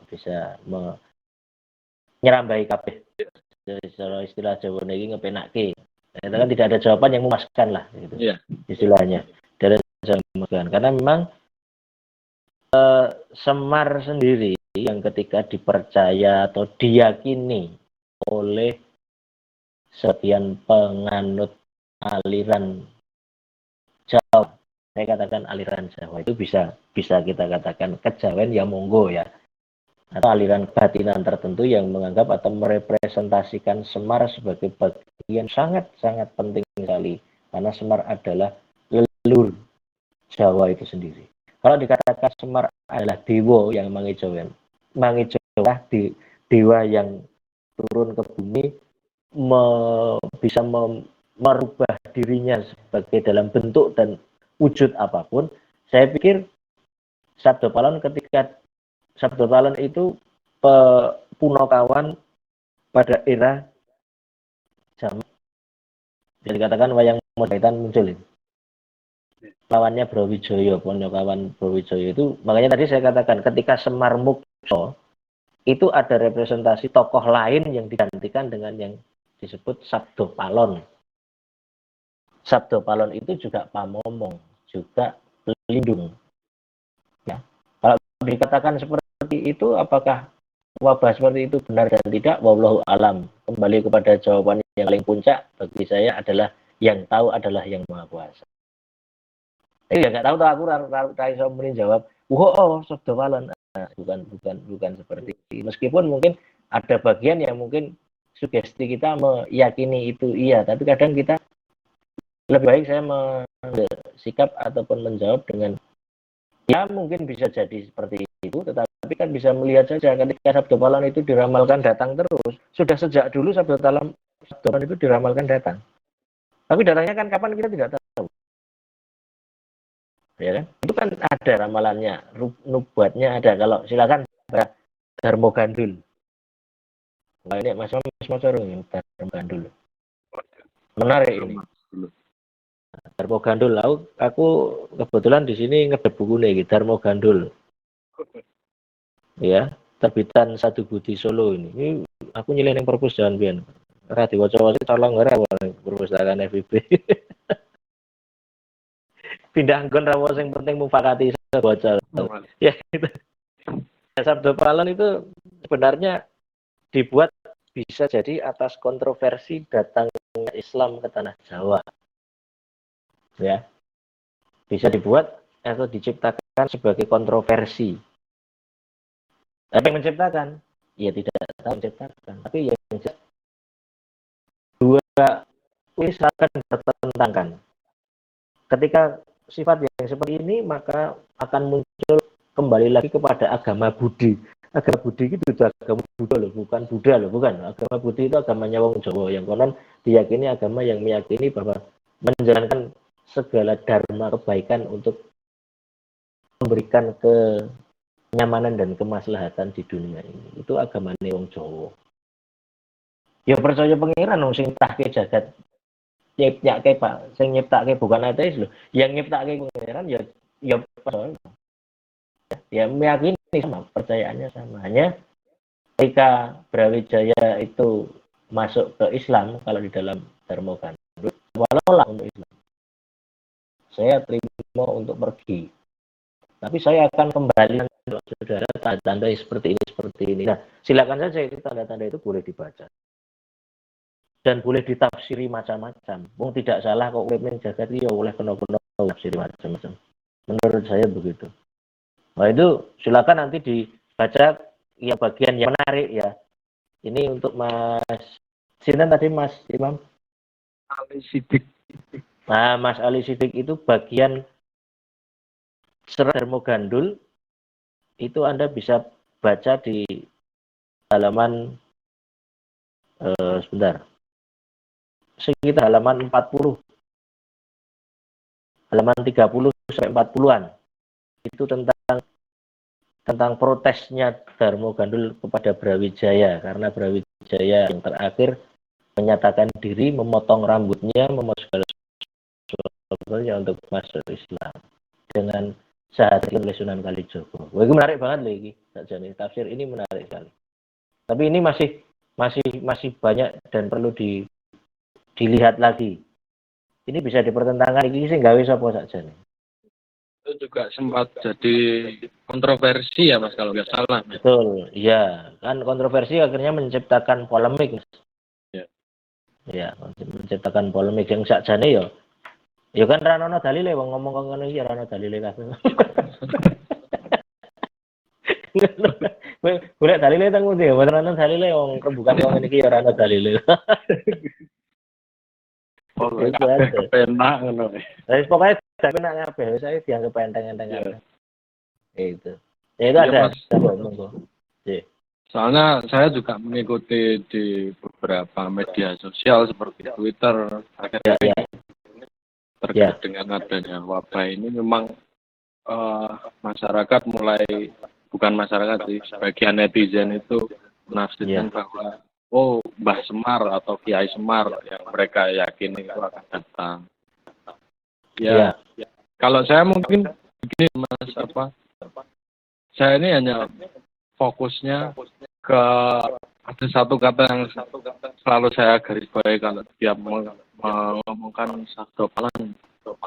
Iya. Itu mungkin saya fokus hanya pada sabdonya yaitu berupa pesan-pesan tentang bagaimana kita menjaga alam.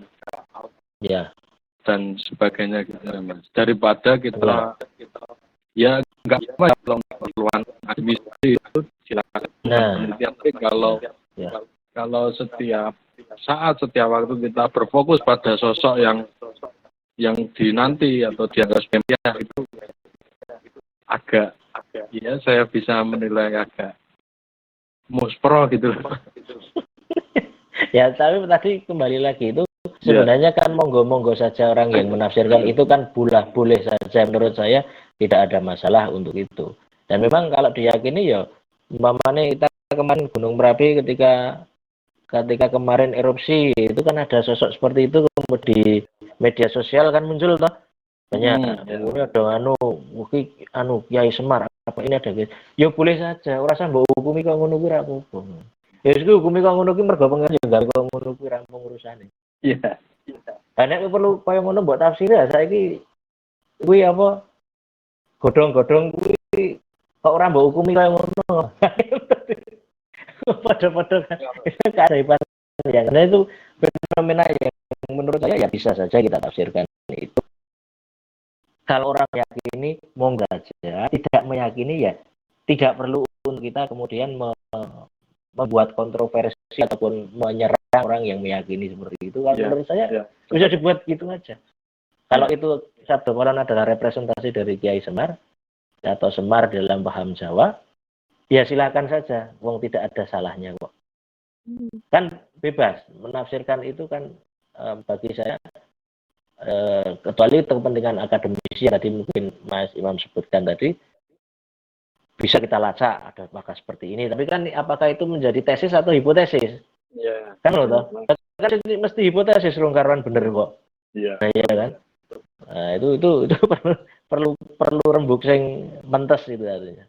Jadi kudu mendatangkan ora perlu saiki mendatangkan sing pinter kaya ngono kuwi ya padha wae, artinya kan kita juga akan apa gitu ya bahwa alat pertanyaan yang ada tadi Mas, ya, ini Mas saya ada pertanyaan dari saya sendiri sih Mas ini Mas ya. ya nggih Mas, selama jenengan meneliti wayang, berkecimpung di dunia pewayangan juga, itu pernah nemu nggak Mas satu lakon Ponokawan yang tertulis di teks-teks itu Mas, yang belum pernah dilakonkan Mas? banyak sekali. Oh banyak ya Mas? Kalau misalnya tertarik, ini teman-teman juga tidak menutup kemungkinan tertarik. Itu ada naskah yang ini kebetulan sekarang sedang juga yang saya teliti, tapi saya tidak meneliti di bagian itu. Itu adalah lakon-lakon Ponokawan. Nah, mungkin kalau Mas Awang ini bisa dengar, bisa jalan-jalan. Nah, itu ada Lampahan Ponokawan. Lampahan Ponokawan ini cukup banyak. Jadi ada kerjasama ini harusnya dari teman-teman filologi, transliterasi, Lampahan Ponokawan itu ono apa wae. Itu banyak sekali. Itu naskah yang atas prakarsa J.L. Muns. J.L. Muns itu seorang ahli irigasi, DE insinyur penggeran. Tapi dia tertarik kepada etnografi Jawa. Dia bergerak di bidang kebudayaan Jawa itu cukup banyak dan dia banyak istilahnya memprakarsai atau mensponsori penerbitan teks-teks lakon yang dibuat oleh para dalang itu di era awal abad 20. Nah, teks-teks ini diperoleh atau didapati dari dalang-dalang. Menarik ini. Ini di luar tradisi keraton. Oh iya. Ini jadi golek lakon Bagong X, Lampahan Semar X, Lampahan apa itu banyak karena lakon itu mewadai merangkum cerita-cerita tentang Ponokawan semuanya. Itu ada 3 naskah yang tebal sekali. Itu menarik. Sebenarnya kalau ini dipergelarkan dan dikelirkan, ini bagian yang unik. Dan tempat kita itu kekeringan ini loh Mas, kekeringan sumber lakon. Nah tergantung nanti kita mau menyanggit gaya Yogyakarta, gaya Surakarta, gaya Campur, gaya hibrid, bukan kurang ngerti apa. Tapi ada yang ini bisa kita kita akses, kita lihat lagi, kita sebagai nek nggone dhewe Bang iki oke ning tahu dulu. Makanya kalau tadi saya bilang di keduk saya jeru. Kalau Anda gali semakin dalam. Nah, itu masuk ke namanya pakem genteng. Naskah-naskah lakon pakem genteng. Itu sangat banyak sekali. Mungkin kalau Anda silakan cari di Leiden. Kalau masuk ke websitenya Leiden perpustakaan Leiden, Anda bisa lihat naskah Ponokawan itu kalau sudah muncul nanti akan bisa Anda download karena sudah digitalisasi itu beberapa. Itu menarik sekali. Ono ya mulai dari Jagat Gumelar itu dan sebagainya. Kemudian Ponokawan Petruk Tani atau dan sebagainya. Jadi lebih pada aspek-aspek kerakyatan yang ditekankan di sini. Bagi apik dari cerita-cerita itu menarik. Itu kan untuk Mas Imam sendiri mengkaji lebih dalam tentang itu. Bisa di-share ke Pak Sino lakon. Siap Mas, ini satu kisi-kisi yang menarik bagi penggiat sastra Jawa itu ya Mas, mungkin untuk sebenarnya banyak sekali, jadi kita nanti akan ketahuan itu ini lakon ini diciptakan Kanjeng Sunan Kalijaga ini narasinya ini rasa dari muluk-muluk biasa bae lakon itu. Ponokawan sudah ada sebelum itu hanya dikembangkan oleh Wali Songo itu kalau saya membenarkan itu. Kalau diciptakan ya mungkin dia beberapa, tetapi jelas ada pengembangan dari situ karena akulturasi Islam atau budaya Islam masuk yang kemudian dari unsur-unsur ini kemudian jadi unsur-unsur yang mendekati kepada dakwah Islam. Lalu arti gawiliane yo kena kok dakwah cara Nabi Nabi yo kena oleh ngoten. Semuanya bisa luas karena lakon wayang itu bisa buat yaitu tadi selama dia bukan dalam rangka menabrak jalur yang sudah ada pakem, sarangan itu tetap memungkinkan untuk kreativitas ke depan. Ya. Ini juga nggak sih Mas? Kalau saya lihat bagaimana dialektika semua kesenian gitu lah Mas. Itu kalau menurut perkembangan zaman bisa jadi nggak sih Mas? Suatu saat sarangan yang sering dimainkan lah katakanlah seperti ini itu suatu saat bisa menjadi pakem gitu loh Mas. Pakem sendiri dianggap sebagai pakem. Yang disebut pakem itu kan sebenarnya cuma aturan toh. Yang disebut sebagai pakem itu kan sebenarnya merujuk pada pegangan, pedoman. Ya bisa saja.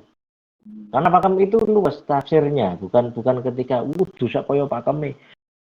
Ketika kita menafsirkan pakem seperti itu kan akan timbul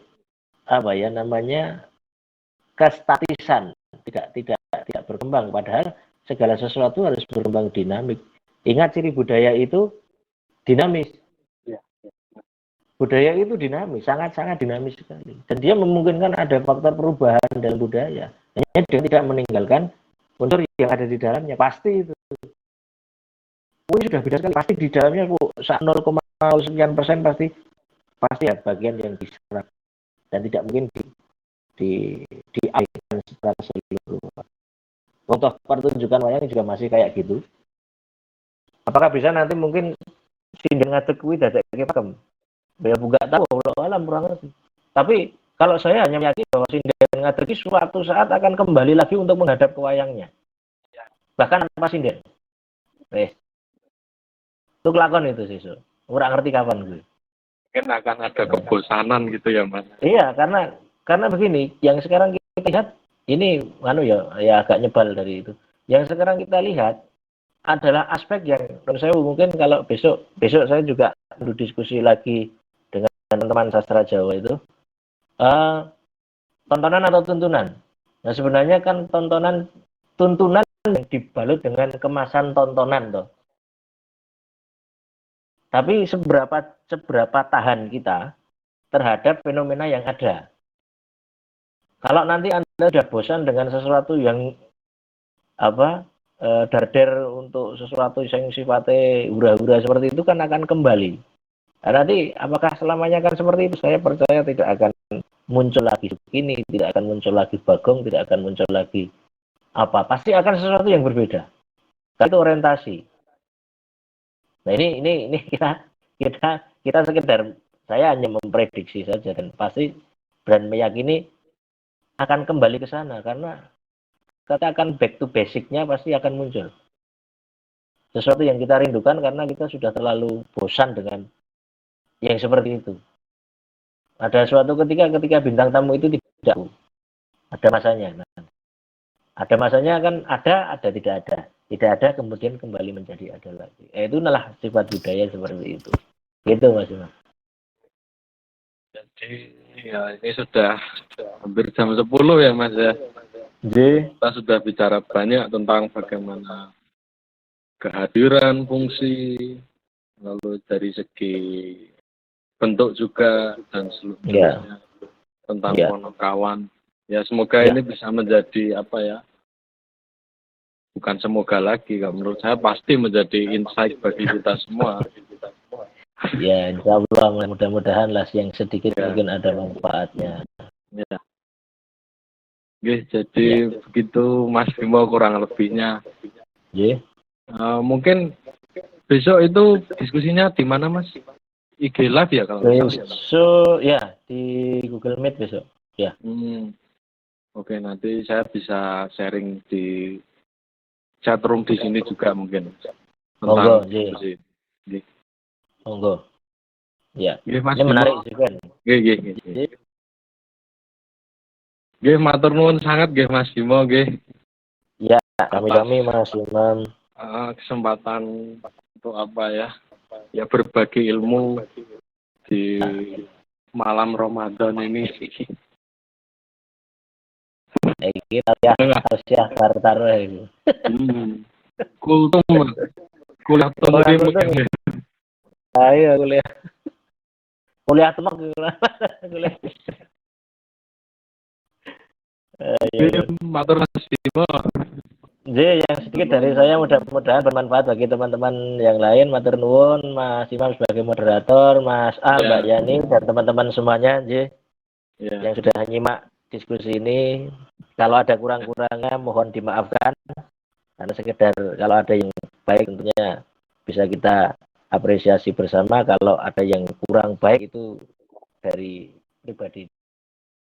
Saya cukupkan. Terima kasih atas atensi malam ini. Matur nuwun.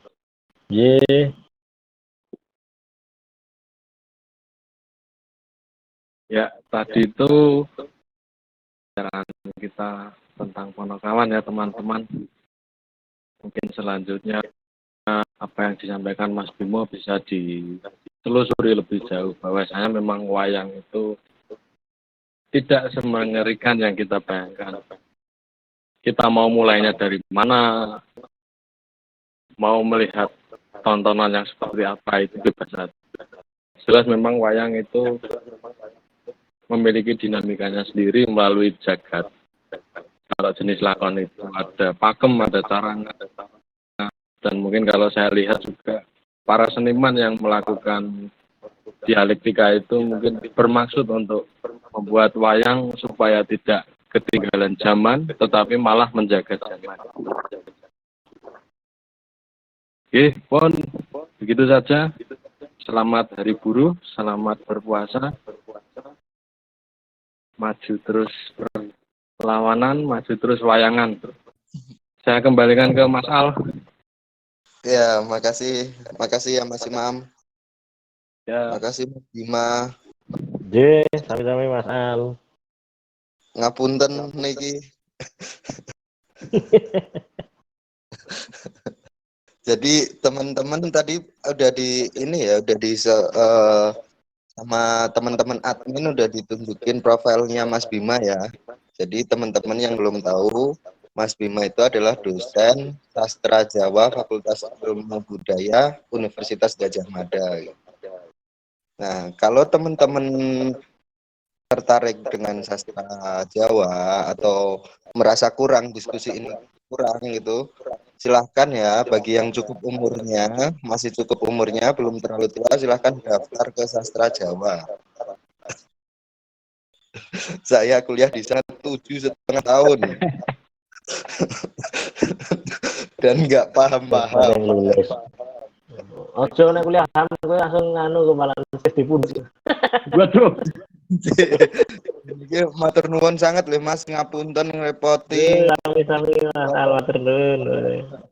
Mangke benjang napa menawi niki diskusi malih ya Mas. Mungkin dengan tema yang Insyaallah nggih, siap. Ya, siap insyaallah nggih. ya teman-teman, setelah ini mungkin teman-teman yang masih mau bertahan silahkan ya, mau ngobrol-ngobrol atau mau bertukar apa cerita itu silahkan itu. Oh ya, menginformasikan besok Selasa, jadi diskusi di Discord Jawa Sastra ini setiap Selasa dan Jumat. Ya semoga aja teman-teman adminnya itu siap ya, teman-teman adminnya siap. Buat besok Selasa itu temanya prasasti. Ya. Bener ya, Yan? Bener Mas, bener. Iya. Prasasti tentang Prasasti. asal-usul literasi mengenai kapan prasasti dibuat, lalu bagaimana sudah menemukan pembaca teksnya, kan kebanyakan Jawa prasasti teks Jawa kan, lah itu bagaimana menganalisnya, ditengok keilmuan epigrafi. Oke, nah seperti itu ya teman-teman. Nanti ada teman-teman dari arkeologi. Pembicaranya dari arkeologi, benar ya, Yan? Bener Mas, ahli epigrafi Santi namanya Tia Santi, dia fokus epigrafi. Oke. Nah, itu ya teman-teman, ditunggu hari Selasa. Oh ya, turut menginfokan juga besok hari Senin di Discordnya Warung Sastra, Discord sebelah itu juga ada diskusi. Itu diskusi, posternya kamu nyimpan nggak, Yan? Diskusi yang di Warung Sastra. Oh, ini. Yang Nah, ini yang dikirim Green Kameret ini. Ini Mas Bagus ya. Halo Mas Bagus. Muncul dong. Mas Bagus, dia sedang menempuh studi di kayak Marseille. Nah, ini ya teman-teman, mungkin linknya juga Gus. Linknya juga bisa disertakan. Oh iya, siap. Oke. Juga jadi temanya ada cinta di era postmodern. Pembicaranya Andreas Nova. Ini suaminya Mbak siapa Mas? Imam. Agnes Duran tuh ya, aku lali. Mbak Ari, Mas. Mbak Ari. Ini suaminya Mbak Ari. Mbak Ari 2000 berapa ya? 2003 atau 2004? Agnes 2003. Nah, itu.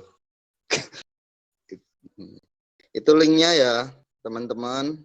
Silahkan bergabung di Discord-nya Warung Sastra. Ya, untuk apa lagi?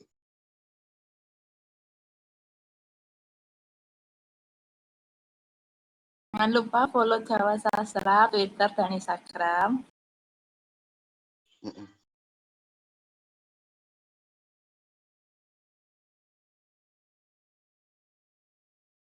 Oh iya, ini ya yang mau tanya-tanya Mas Bimo juga bisa di ini ya, bisa di follow di akun Instagramnya di @rbima_s_raharja. Nah, bisa mungkin bisa DM di sana, tuh bisa komen-komen gitu. Bener kan Yan? IG-nya Mas Bima. Benar. R Bima S